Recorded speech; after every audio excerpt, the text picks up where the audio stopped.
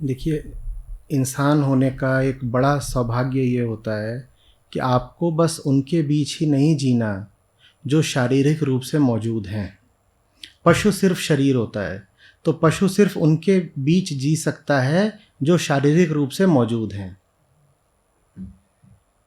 आप उनके बीच जिए ना जो शारीरिक रूप से भले ही नहीं मौजूद हैं, पर मौजूद हैं। भूतों की नहीं बात कर रहा। इतने ज्ञानी हुए हैं, ऋषि हुए हैं, दार्शनिक हुए हैं, विचारक हुए हैं, आप उनके बीच जिए, फिर संदेह नहीं उठेगा कि कहीं मैं गलत तो नहीं हूं। वही आपको बता देंगे। ये जानवर होने की मजबूरी होती है कि मेरे आसपास जब तक दो चार सांस लेते लोग मौजूद नहीं हैं तो मैं अकेला अनुभव करता हूं। जानवर सिर्फ देह है, तो उसको देह चाहिए अपने इर्द गिर्द। आप चेतना है, और चेतना मरती नहीं। अष्टावक्र की चेतना आज भी जीवित है, तो आप अष्टावक्र के साथ क्यों नहीं जी सकते? बोलिए ना, आप कृष्ण के साथ क्यों नहीं जी सकते? मीरा जी थी कृष्ण के साथ, अमर हो गई। आपको क्या दिक्कत है? आपको क्यों कोई चाहिए शरीरधारी कि मेरे बगल में कोई बैठा है हाथ पांव वाला तभी मुझे संतोष मिलेगा?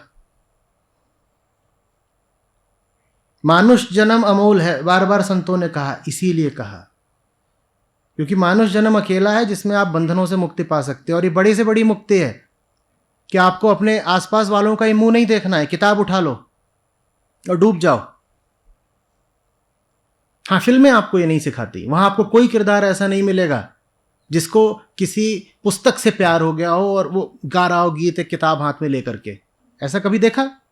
अब समझ में आ रही है अविद्या क्या होती है?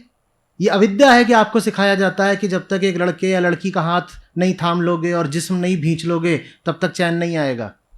कोई आपको ऐसा गाना याद आ रहा है जहां एक स्त्री एक किताब को ऐसे छाती से लगा करके एकदम आनंदित है? याद ही नहीं आएगा, क्योंकि है ही नहीं। होगा एक आध कोई, मुझे नहीं मालूम, पर लाख में कोई एक हो सकता है। और किताब उसने भींच भी रखी होगी तो इसलिए क्योंकि प्रेमी ने दी है, अन्यथा नहीं।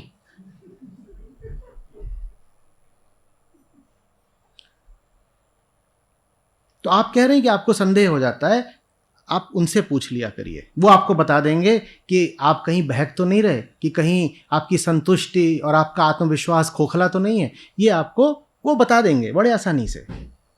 मैं एक साधारण परिवार से हूँ और मुझे ऐसा लगा कि साइंस पढ़नी चाहिए और इंग्लिश मीडियम होना चाहिए तरक्की पॉइंट ऑफ व्यू से। तो मैंने ये दोनों चीज़ें इन्वेस्ट कर दी बच्चों में। तो वो विदेश तक जाके पढ़ाए और बहुत अच्छे जगह पे एमएनसीज में लगे हुए हैं। बेटी मेरी डॉक्टरेट कर चुकी है, पोस्ट डॉक्टरेट उसने इजराइल से जाके एक साइंटिस्ट के तौर पे वो वहाँ पर भी है।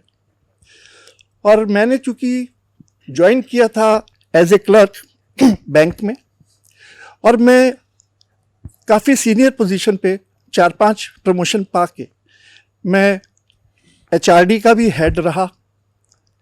फिर अभी मैं जब रिटायर हुआ तो विजिलेंस का हेड था। तो मैं अपनी लाइफ में देखता हूँ कि वो एचआरडी का कंसेप्ट मैं अपने बच्चों को डेवलप नहीं कर पाया, और इस समय वो जो कुछ भी कर रहे हैं तो वो विजिलेंस का एस्पेक्ट मैं उनको समझा के सजा भी नहीं दे सकता। तो फिर वो पूरी लाइफ मैंने किया क्या? अब उससे अधिक से अधिक सीखा जा सकता है कि जो कुछ करा वो फलीभूत नहीं हुआ, तो अब कुछ अलग करें ना, कुछ नया करें। तो मैं पिछले 3 साल से गीता का ही अध्ययन कर रहा हूँ और आपसे जुड़ के बहुत सारी नित्य नई चीज़ें सीख रहा हूँ और बड़ी शांति है। लेकिन बात जैसे अभी वही आई कि आप जब मॉन्क में कन्वर्ट हो जाते हैं तो वही चीज़ मैं भी फेस कर रहा हूँ। लोग बहुत कम लोग मिलना चाहते हैं। पहले मैं क्लीन शेव रहता था, अब दाढ़ी बढ़ा ली। पहले मैं अच्छे स्टाइलिश कपड़े पहनता था, आजकल जो मिलता है वही पहनता हूँ।